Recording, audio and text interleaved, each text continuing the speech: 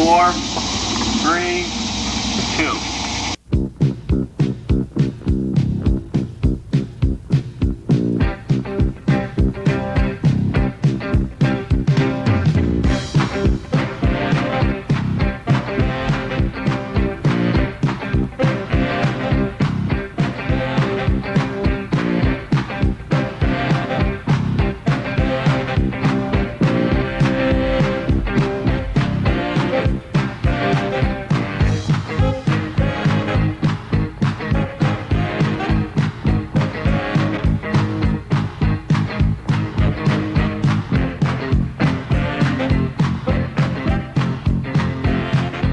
Tonight, the adventure continues as we follow teenage brothers Justin and Christopher Mallory, who are now PHANTOMOS, carrying on the tradition established by their father.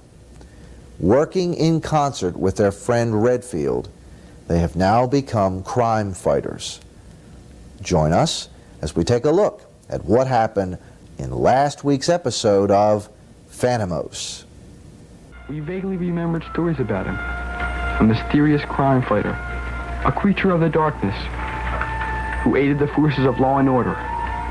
PHANTOMOS, a mystery man. Only a few people had ever seen him, and then it was merely a glimpse.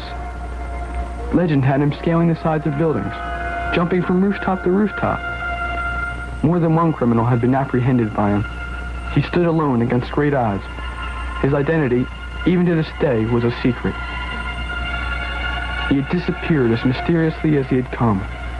Some said he had been killed by his worst enemy, the Raven. There were handwritten notes on the desk, and the penmanship was familiar.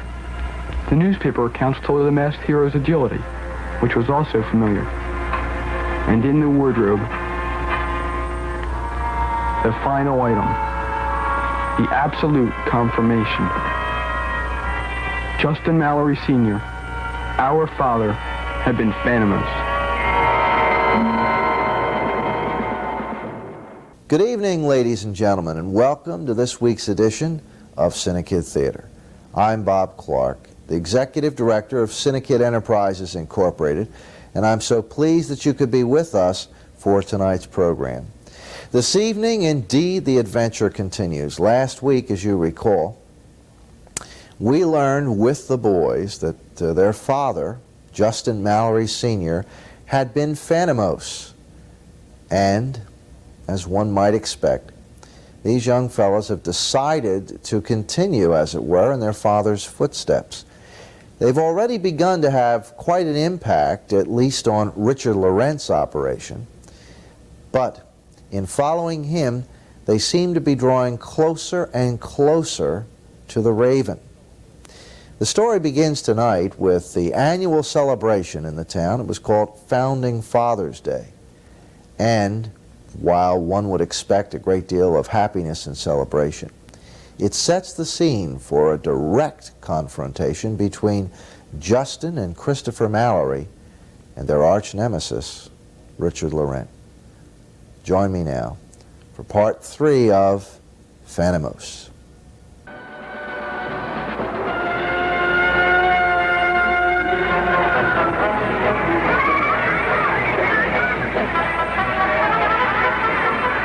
The following Saturday was Founding Father's Day, when most of the townsfolk gathered for an old-fashioned picnic and fair.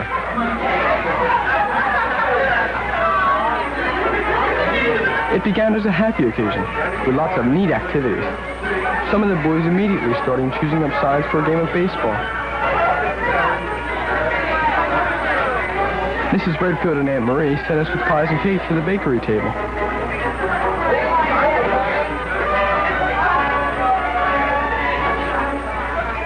And some of the younger boys were recruited to help set up the equipment and refreshments for the activities scheduled for later that day.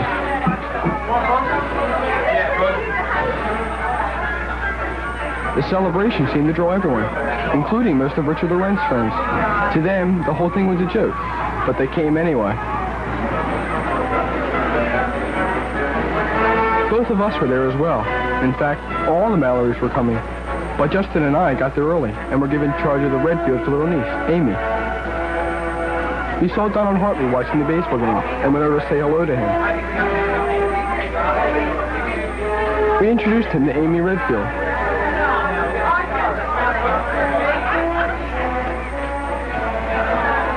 But something was wrong. I left Justin and Amy to find out what it was.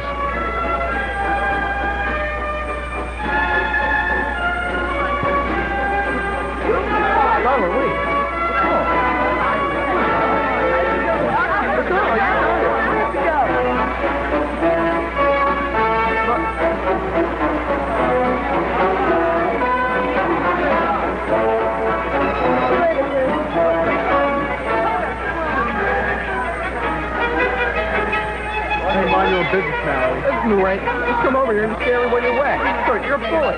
My phrase aren't yours, it's yours. Oh, it's my phrase, not yours. Why don't you come over here and scare me? You didn't scare me. It's my phrase, not yours. Now, everything you guys came here, you bully my way. You know you're a bully. That's what you are. You should stay over here and back it up. You don't scare me. At the last straw, Mallory. Everything you and your brother came here from wherever you came from.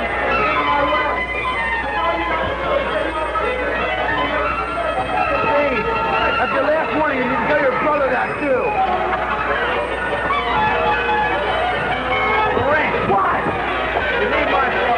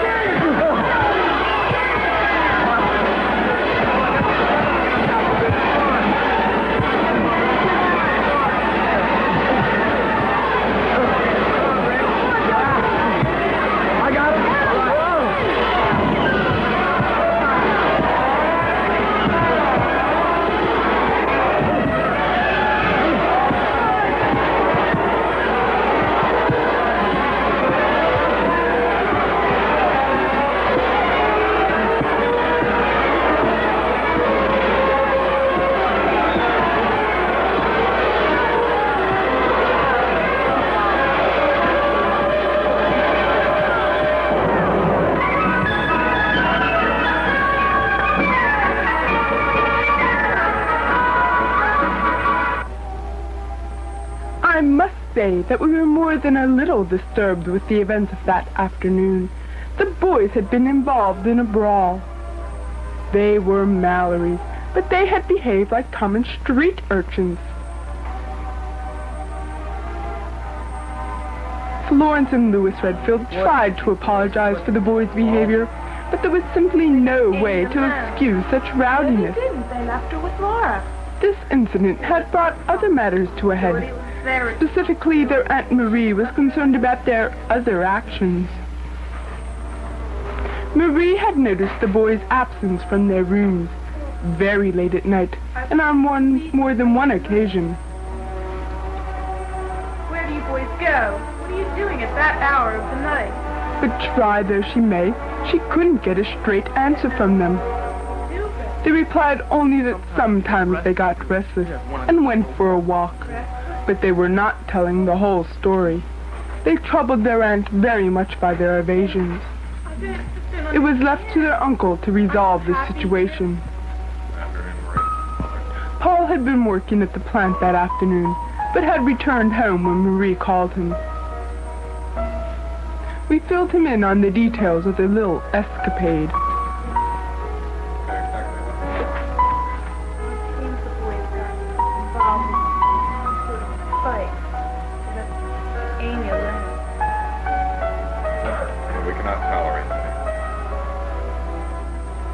But before we had gotten very far, Florence Redfield interrupted.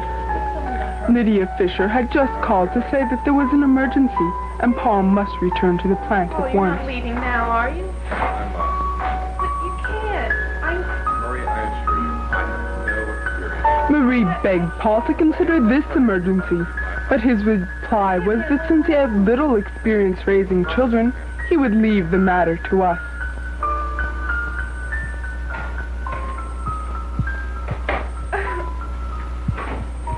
I left the boys to contemplate their actions.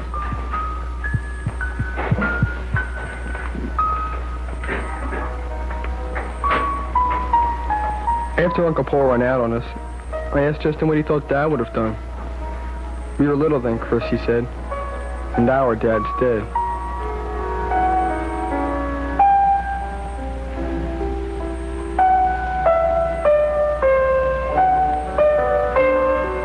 The lair of the Raven and the arch criminal is most unhappy. The Raven had counted on the young thugs who followed Laurent to assist in a large operation.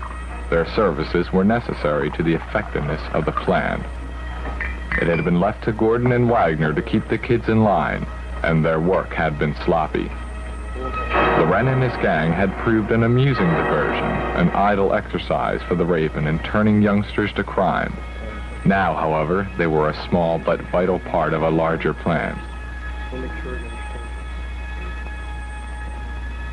And those who cost the Raven too much did not live to boast about it.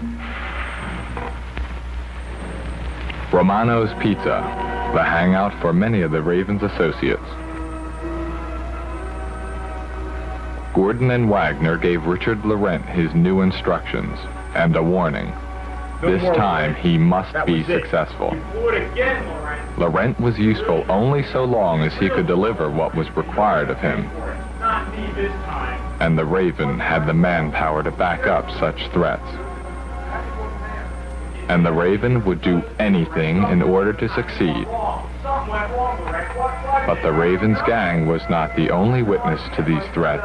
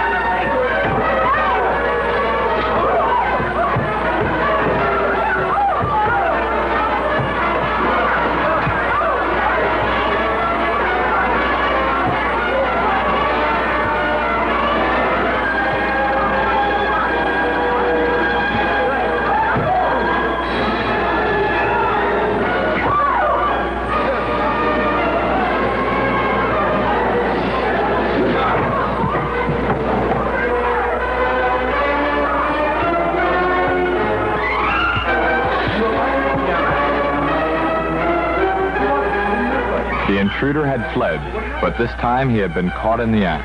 Davenport described him in great detail, and that description, the mask, the dark outfit, sounded familiar.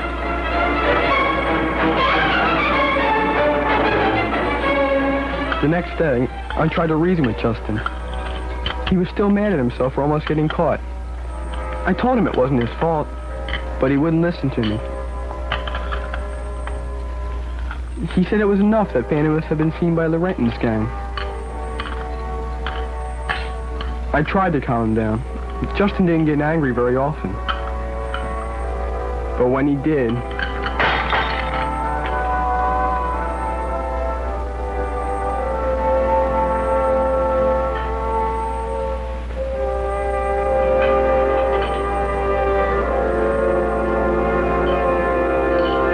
What happened here? sorry.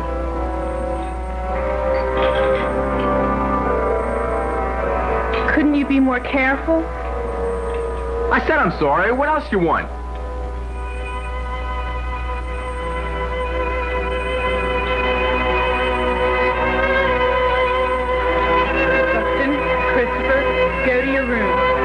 at your uncle. Maybe he can handle it.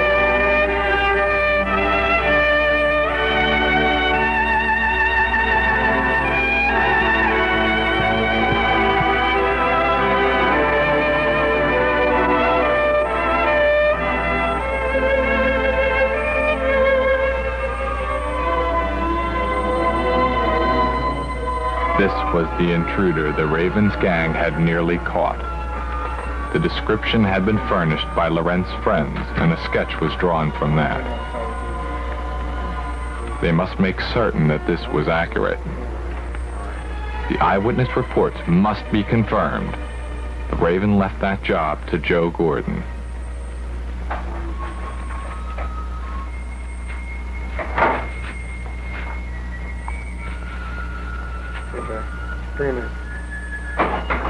Take it easy, we're coming. All right, come in. Okay. Have a seat, gentlemen.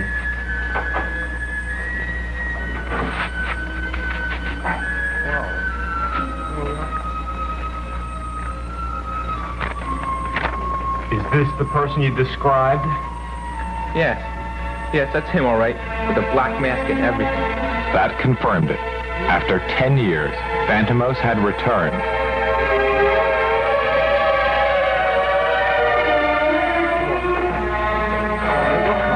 Phantomos had been a mystery for many years. His identity had remained a secret, even during the decade when no one had seen or heard from him.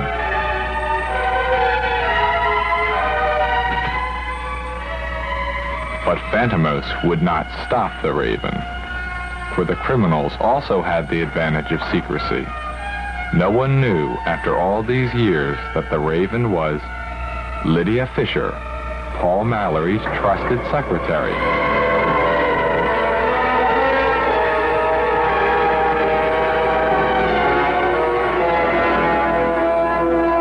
Back at home, Phantomos had their own problems. Aunt Marie had called Uncle Paul at work again, and he was coming home, again, to take care of the latest situation. I wondered what Uncle Paul would do now. Justin figured we'd be sent away to boarding school. This would be the perfect excuse for Uncle Paul. And I guess he was probably right. Justin usually was. It was a shame. I was beginning to like it here. Uncle Paul's hair. But Justin said that we were in Uncle Paul's hair. He didn't want to be bothered with us. You know, Uncle Paul always somehow reminded me of Dad. But Justin said he looks like Dad. He sounds like Dad. But that's all. He sure doesn't act like him. Well, I agreed with him, I guess. But it didn't mean Justin could yell at Aunt Marie like that. She'd been good to both of us, and he couldn't explain why he'd yelled at her.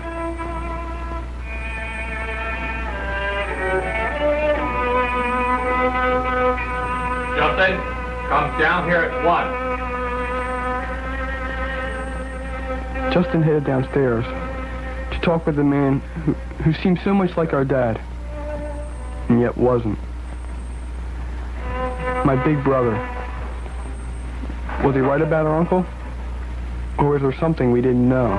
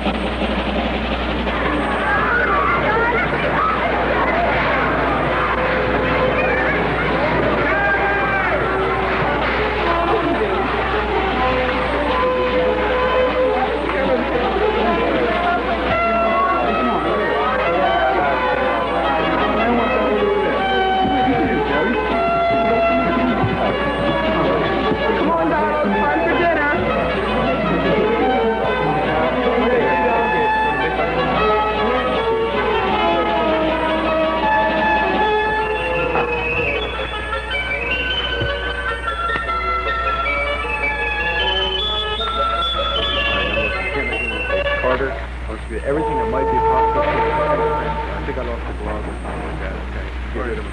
Done. All right. Dan, you help me with the box. Right? Up the end. You got your hand? Just your hand. Look at that. Now, Hey, bring it- what are you guys doing down there?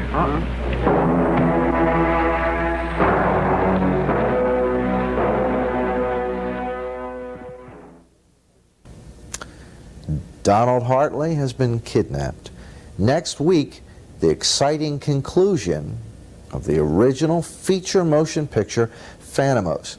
And don't forget, very shortly, we're going to begin a brand new serialized adventure of PHANTOMOS, bringing back Justin and Christopher Mallory in a whole new series of adventures designed just for Cinekyd television theater.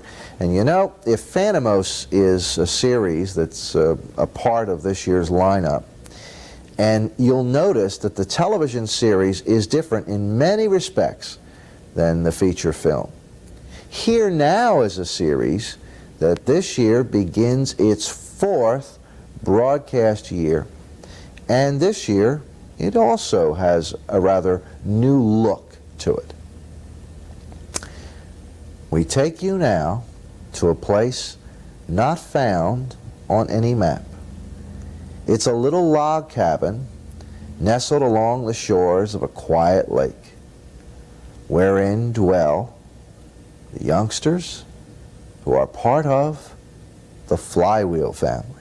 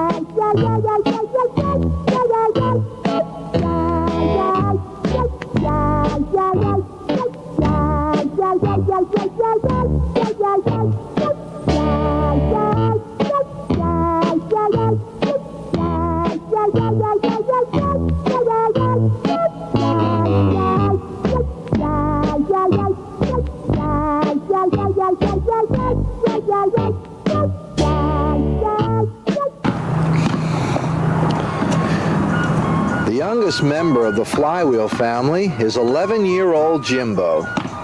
Jimbo is your typical American boy, outgoing, friendly, full of energy, and a devoted sports enthusiast. He's not much for school. In fact, he'd be just as happy to play hooky every day. But he attends in spite of himself. Slow to get his chores done, sloppy in the arrangement of his bedroom, and rather stubborn when he makes up his mind about something. But he's a loyal son and brother, and he'll probably grow up to be a big success. I'm a lot different than my brother Enrico. He's always responsible. He does his chores, always gets his school reports and projects done before they're due. He loves school. I hate it. He's always reading a book or studying. He likes boring, old, slow, classical music. He is only 1 year older than me, but we're as different as night and day. My sister Nellie, well, she's a year older than me, and she's a middle school student, though I don't know how she ever made it there. And she thinks she's too old for dolls. And she also listens to this awful stuff called rock music. She especially likes this guy called Duran Duran. She always hangs around the mall, usually at the clothes stores, and always experiments with makeup. All in all, she's a normal teenager. Yuck. My brother Bucky is 16 years old.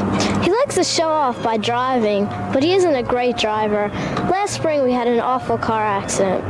He's good at sports, but his eventual dream, as soon as he gets out of college, is to go into journalism. He argues with Andrew a lot about who's in charge around here. That's why Andrew says that it's harder to manage him than it is to manage me or Enrico or Jimbo. Andrew's our hired hand, but he's more like family now. He seems to handle the little kids okay, but I don't know. I get into a lot of arguments with him about who's in charge, stuff like that. He's a really nice guy though. always inventing crazy stuff. But he sometimes procrastinates when it comes to work around the house. Being an inventor, he looks up to Thomas Edison. Big deal, huh? Anyway, he's single, but he's always talking about this girl, Doris. I've never met her, but she sounds alright. He's in his late 30s or early 40s. I'm not really sure. But sometimes, between you and me, he acts just like one of the little kids. This season, in addition to me and the kids, you'll get to meet some new members of the Flywheel family. You see, Uncle Flywheel has to go to Wisconsin. His brother's gotten very ill, so he has to go and take care of him. Buddy's made arrangements for the kid's Aunt Patsy to come out here and take care of things while he's away. The kids think she's kind of Looney Tunes, and I gotta admit, I've seen her do some strange things. Oh, by the way, you ever hear the story about the dog that follows a little boy home? Well, guess what? I'll give you a hint. Man's best friend is now Jimbo's best friend, too. And that's just one of the adventures this season on the Flywheel family. Hi, I'm Mark Weaver, and Saturday night, November 24th, Cinekyd's Family Movie Night presents 1776, the smash comedy musical about the signing of the Declaration of Independence. Admission is by donation of $2. The doors open at 7 o'clock, and the show starts promptly at 7:30. For more information, call 659-4696. Remember, November 1984, 1776. Be there. Indeed, Cinekyd is the perfect place to celebrate the holiday. I hope that if you are in the area for this Thanksgiving season, that you'll join us for a presentation of 1776. This will also give you a chance to tour the Cinekyd campus, to discover for yourself, if you're a young person between the ages of 7 and 17, whether or not you feel that you could share in the excitement of the wonderful world of Cinekyd. If you join now, between now and the end of this month, when we premiere our brand new feature, The Return of the Astrakhan, we have a present for you. A brand new Kodak Instamatic camera.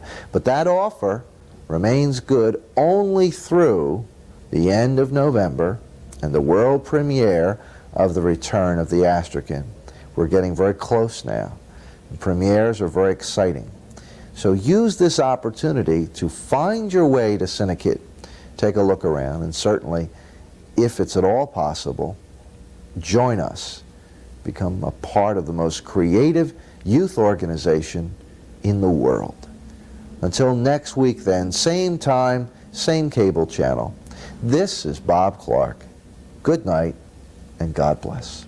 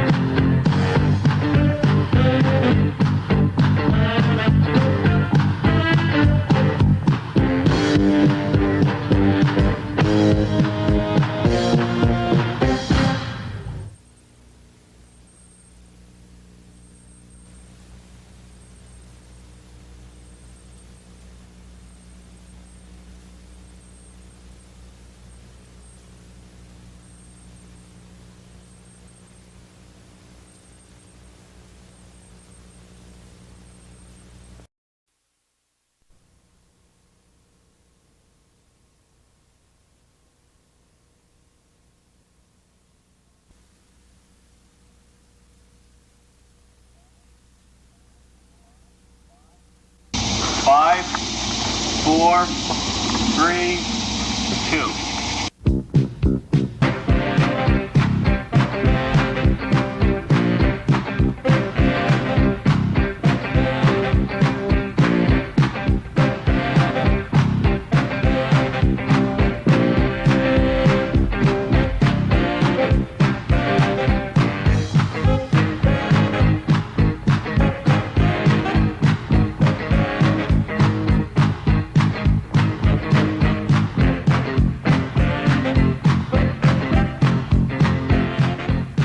Tonight, the exciting conclusion of the original feature film, PHANTOMOS.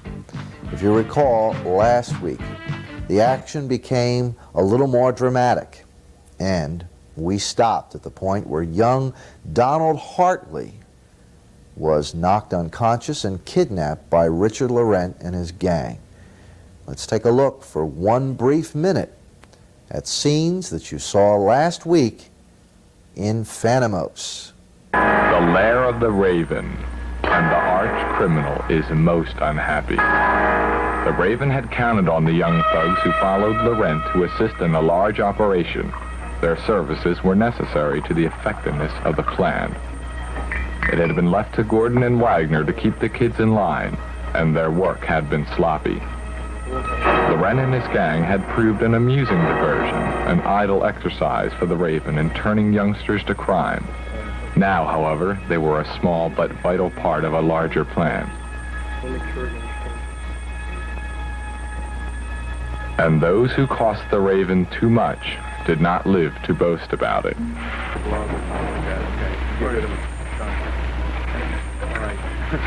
Dan, you help me with the box card. Copy. You ready?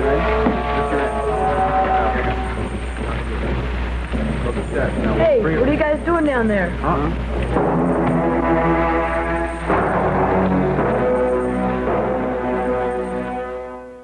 Good evening, ladies and gentlemen, and welcome to this week's edition of Cinekyd Television Theater.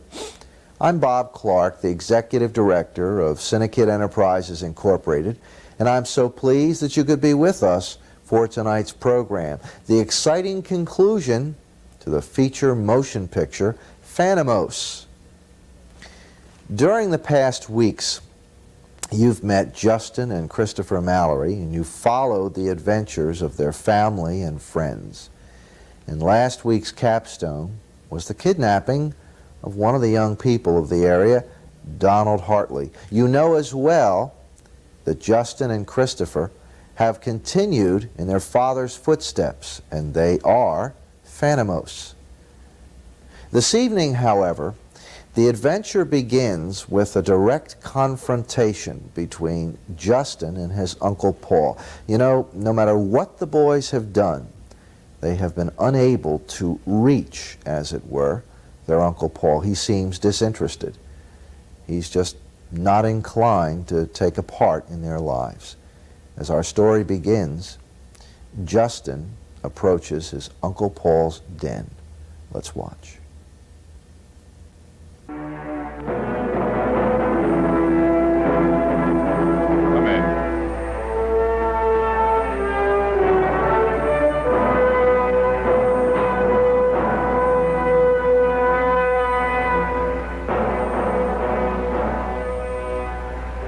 Sit down, Justin.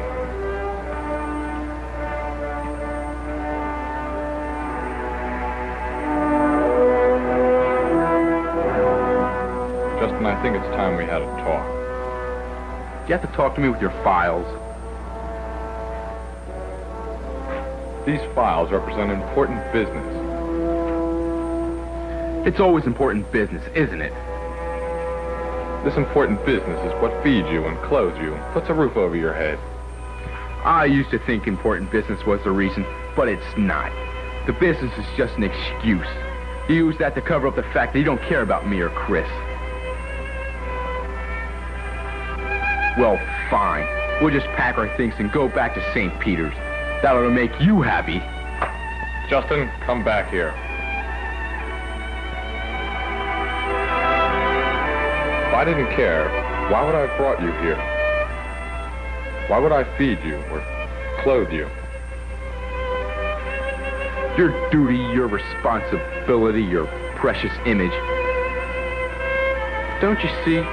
We want some of your time. You look like our father. You sound like our father. What's the use? I was to learn later that then and there, Paul realized the error of his ways. And, in typical Mallory fashion, he decided to assure Justin that he would take a more active part in their lives. However... Stand up, Justin.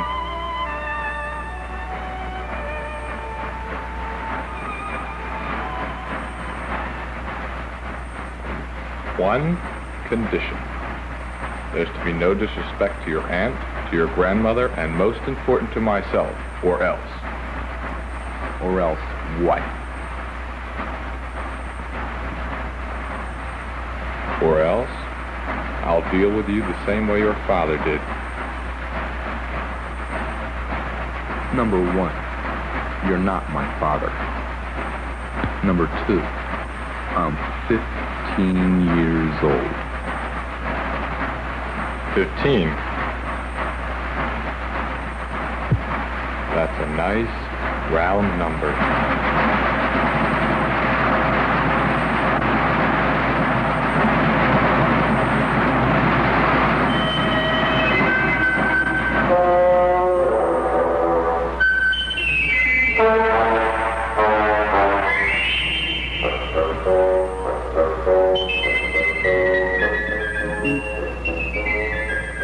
Did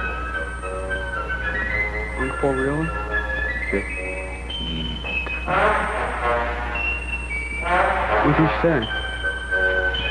Happy birthday.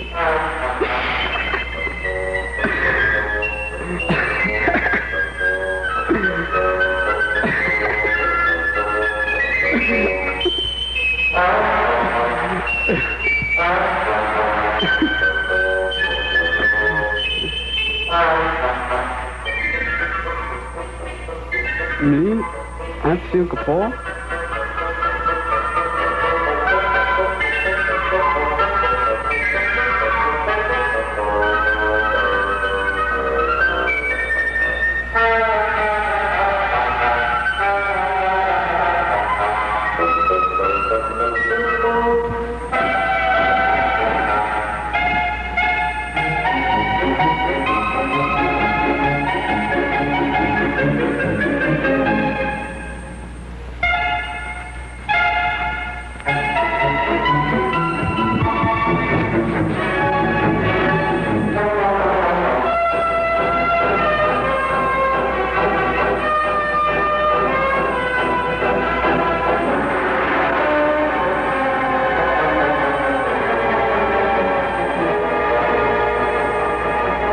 We got a frantic call later that evening from the Hartleys. Donald was missing. He'd been heading home on his bike, and that was the last time he'd been seen. I told the Hartleys not to worry. I told the boys what I had learned. Only an hour before, the police had found Donald's bike abandoned outside a warehouse that had been burglarized. It sounded like the Ravens gang again. And Richard Laurent had not been home all day. Justin and Christopher knew what had to be done.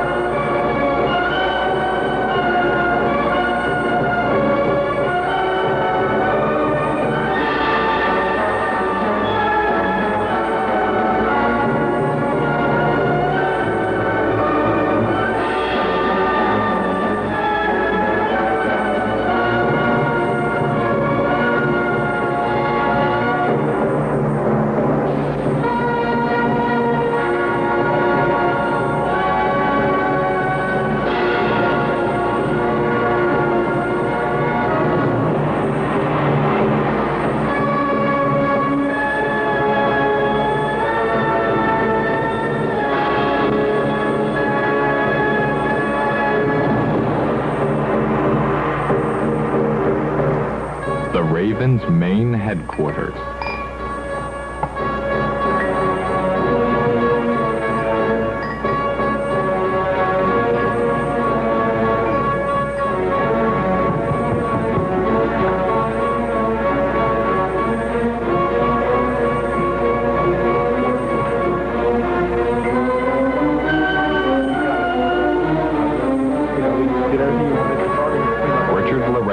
His activities to Dugan. We got everything you wanted, I'm pretty sure. They had done exactly as they had been told. However, there had been a small problem. Yeah.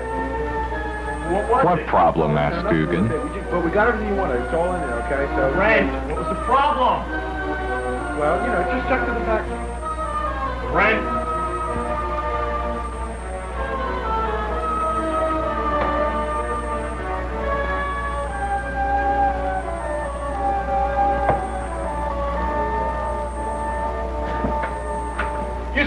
What'd you bring him here for? Laurent tried to explain that Donald was a witness, so they had grabbed him and brought him along.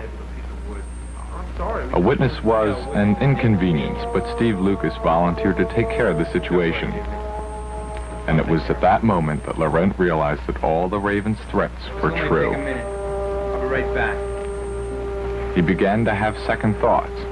These people were taking him farther than he wanted to go. But Dugan threatened to include him in on Donald's treatment. We don't want to get involved. I wouldn't. You might be very sorry. Are you ready to go, little boy?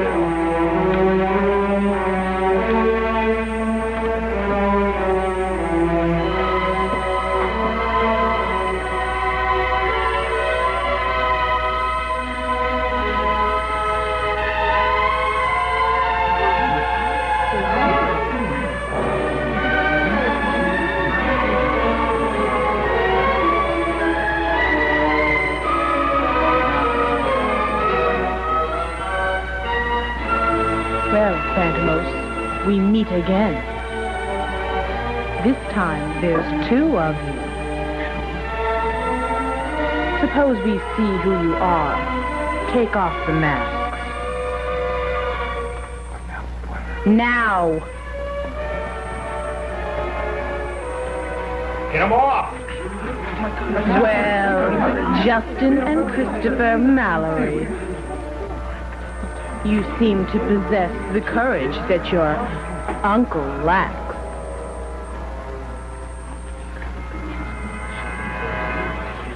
Although you're only boys, even Mallory, you've managed to alter my plans.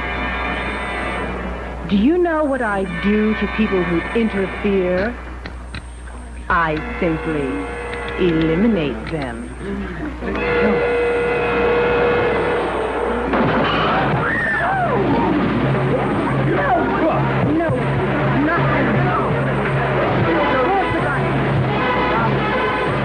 I'll kill you.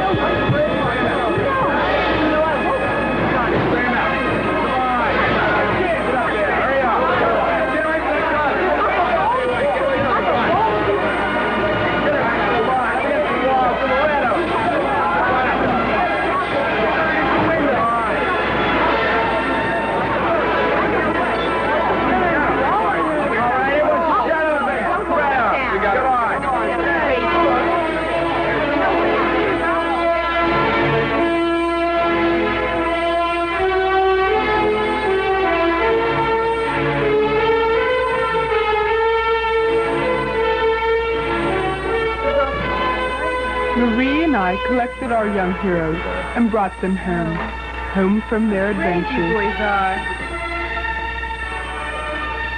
But all the excitement couldn't hide the absence of their uncle. Again, he was not there to greet them. It wasn't easy for Marie to have to tell Justin and Christopher that Paul had been working that night. He'd been too busy to come with us to the police station. Once again, this man who looked so much like their father had been too busy to care about them. I tried to assure them that he did care, but they refused to be convinced. Justin, Christopher, come in here.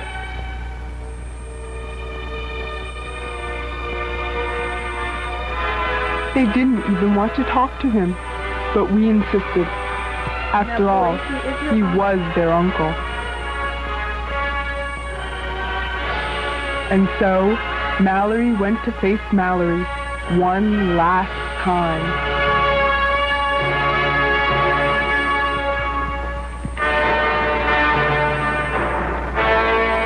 We were both pretty disgusted with Uncle Paul by then.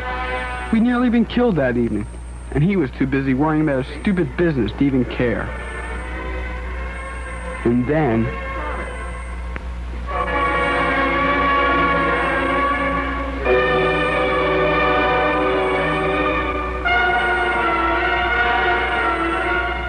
Good evening, boys.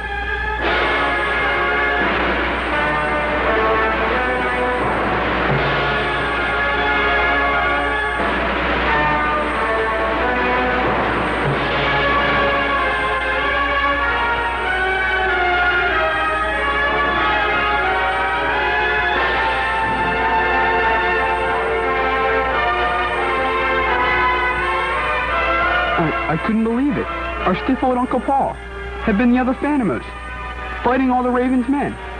He hadn't been at the office after all. Well, Justin had said Uncle Paul was strong, and no one would know better than Justin.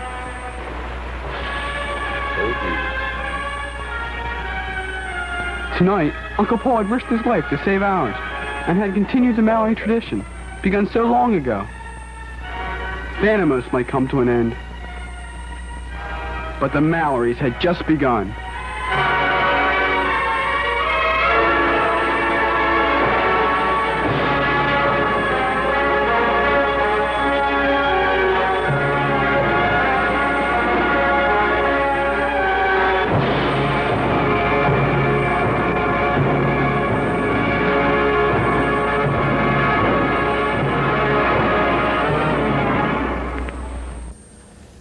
And as the feature promised, the adventure will continue. As a matter of fact, it is renewed next week. Chapter 1 of the brand new video edition of Phantomos. And right now, I'd like to provide you with an opportunity to see what you'll be viewing here on Cinekyd Television Theater next week on the new edition of Phantomos. Let's watch. This is the story of two brothers, Justin and Christopher Mallory. Their parents were killed in a tragic accident, so now, after years of living abroad, they return to their childhood home. But something compels the brothers to investigate their family's past, to solve an old mystery.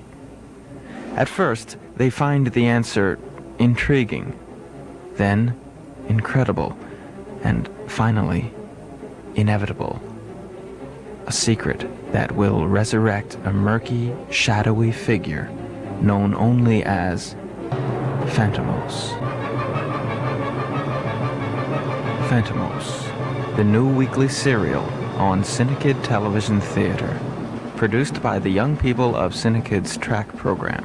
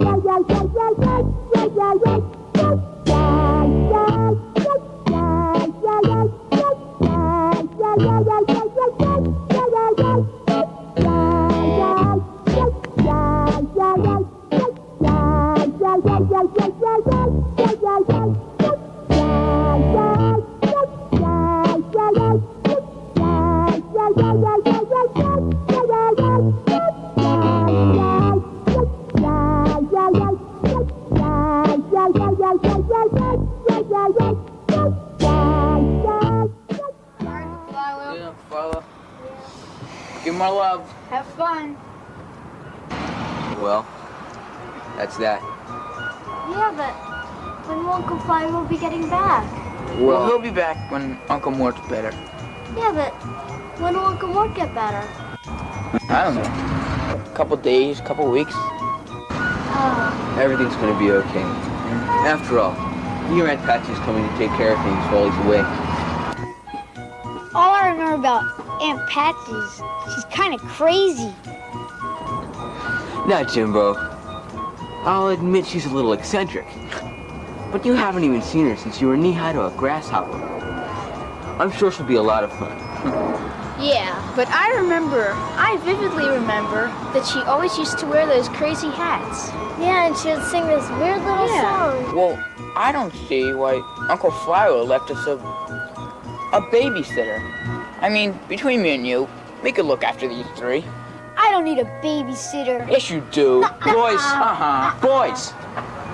Your uncle wanted a member of the family here while he was away. In that case, why isn't she here yet? She'll be here in a couple of days. A week at the outside. I suppose it's about time we headed home. I'll drive. Bucky, give me the keys. No, come on, let Bucky drive. He goes fast. I'll go fast. You do, come Hey, on. remember what your uncle said. You said we're supposed to share the driving. This is the best. You drove here, and I'll drive home. Hurry up. Remember what happened last time? I'm Mark Weaver, and this Friday and Saturday night, a special Cinekyd world premiere. Frank Smith stars in the brand new Cinekyd production.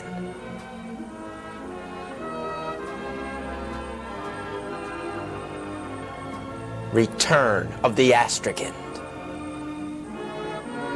Hayes Sterling is the orphan who finds the long-lost magical amulet, which gives the wearer superhuman powers. Hayes uses his new powers to combat the evil Chameleon, who wants possession of the land that the Mill Valley Orphanage now stands on. And he'll stop at nothing to get at it. Not bribery. I offered them $125,000. Not kidnapping. Not anything. Who's stopped him so far? It was the Astrakhan. It had to be. Both nights, shows start at 6 o'clock and 8 o'clock p.m. Admission is by a donation of $3.50. For advance ticket reservations, call 659-4696. Remember, the Cinekyd world premiere of Return of the Astrakhan. You won't want to miss it. I sincerely hope that you can be with us this weekend for any one of the 4 performances of the brand new Cinekyd feature, The Return of the Astrakhan. Friday, Saturday, 6 and 8 p.m. Come on out. And judge for yourself what our kids are capable of doing. This is an exciting presentation. I think you're really going to be impressed.